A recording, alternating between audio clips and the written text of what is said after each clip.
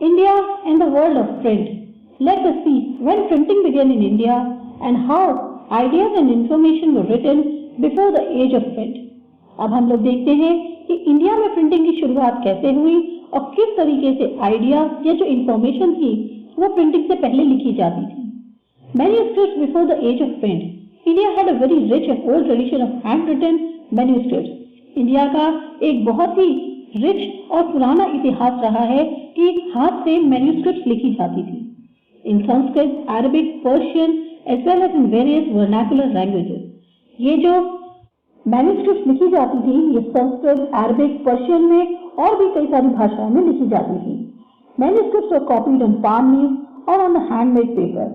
ये जो मैन्युस्क्रिप्ट्स हैं इनको कॉपी किया जाता था जो पाम के पत्ते होते हैं उन पे या फिर जो हाथ से द्वारा बनाए गए पेपर है उनके ऊपर.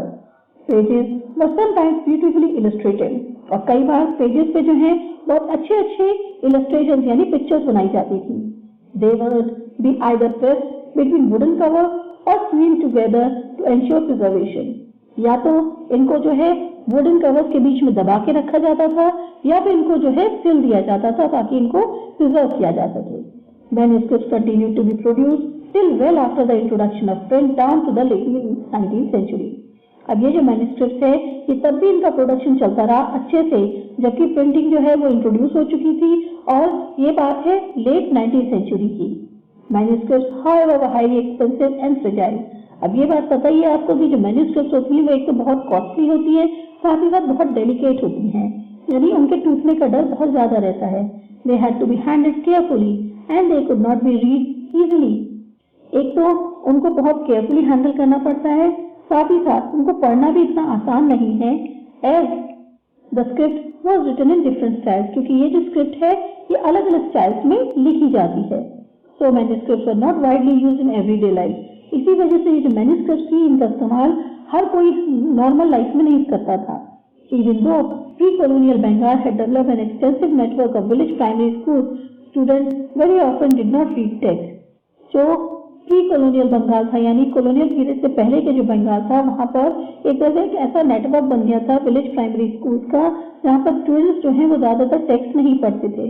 दे ओनली लर्न टू राइट. वो वहाँ खाली लिखना सीखते थे. Teachers dictated portions of text from memory and students rote them down.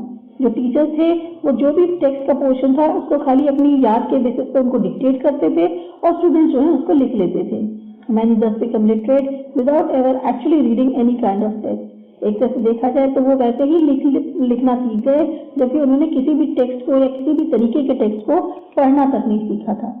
Printing countries come to India. The printing press first came to Goa with Portuguese missionaries in the mid-16th century. Mid-16th century में जो printing press है वो सबसे पहले गोवा आई Portuguese missionaries के साथ. Jesuit priest learn Konkani and printed several tracts. अब ये जेसुइट प्रीस्ट जो थे यानी जो इनके पंडित लोग थे उन्होंने कोंकणी भाषा सीखी और फिर जो है उनके कई सारे ट्रैक्ट्स को प्रिंट किया. By 1674, about 50 books had been printed in the Konkani and in the Kannada languages. 1674 तक लगभग 50 बुक्स जो हैं वो पब्लिश करी जा सकती थी या प्रिंट करी जा चुकी थी कोंकणी और कनाडा लैंग्वेज में. Catholic priest printed the first Tamil book in 1579 at Cochin and in 1713 the first Malayalam book was printed by them. Catholic priest जो थे उन्होंने सबसे पहली तमिल बुक जो है वो 1579 में कोचीन में प्रिंट करी और उसके बाद 1713 में सबसे पहली मलयालम बुक प्रिंट की गई. By 1710, Dutch Protestant missionaries had printed 32 Tamil texts, many of them translations of old works. जबकि 1710 में जो डच प्रोटेस्टेंट मिशनरीज थी उन्होंने 32 तमिल टेक्स्ट को जो है वो प्रिंट किया था जिसमें ज्यादातर जो ट्रांसलेशन था वो पुराने वर्क्स का ही था किया हुआ था. The English language press did not grow in India till quite late, even though the English East India Company began to import presses from the late 17th century.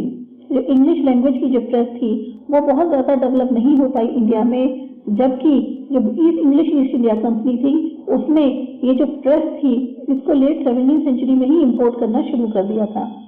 From 1780, James Augustus Hickey began to edit the Bengali Gazette, a weekly magazine that described itself as a commercial paper open to all but influenced by none. 1780 में James Augustus Hicky ने जो है एक Bengal gadget जो है इसको edit करना शुरू किया। ये एक वीकली मैगजीन थी जिसमें ये बताया जाता था कि ये एक ऐसा कमर्शियल पेपर है जो सबके लिए है पर किसी से भी प्रभावित नहीं है। So it was private English enterprise proud of its independence from colonial influence that began English printing in India।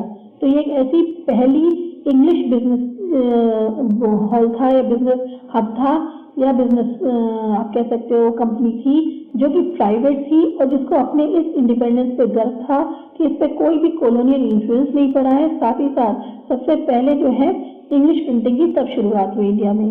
He published a lot of advertisements including those that related to the import and sale of slaves। अब ये जो Hicky है इन्होंने बहुत सारे ऐसे ads publish किए जिसमें यहाँ तक भी बताया गया था कि किस तरीके से जो स्लेव्स हैं यानी ये जो बंधुआ लोग होते हैं उनको क्या किया जाता है, इंपोर्ट किया जाता है या फिर उनको बेचा जाता है।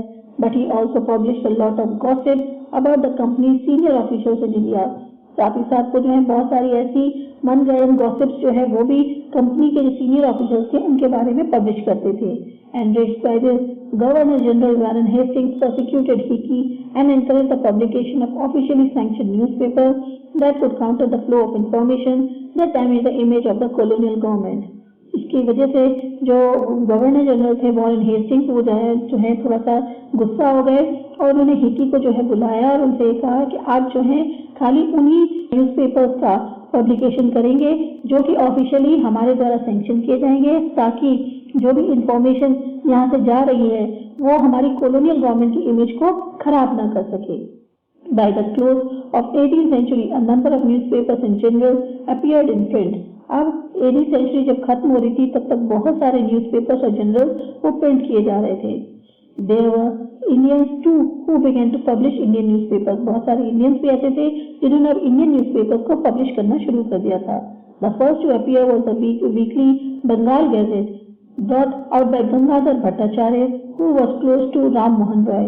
सबसे पहला जो वीकली निकला वो बंगाल गैजेट था जो कि गंगाधर भट्टाचार्य द्वारा लाया गया था और ये जो गंगाधर भट्टाचार्य है ये राम मोहन रॉय के काफी करीबी माने जाते थे।